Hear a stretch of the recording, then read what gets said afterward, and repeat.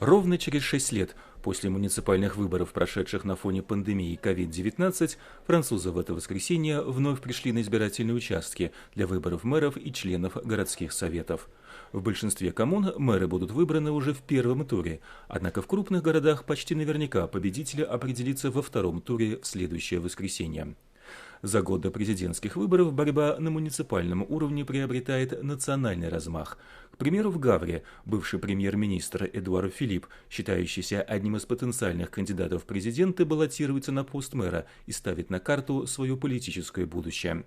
В Париже сильной предвыборной кампанией запомнилась один из лидеров ультраправой реконкисты Сара Канафо, однако борьба за победу, вероятнее всего, развернется между умеренно правой Рашидой Дати и социалистом Эммануэлем Грегуаром.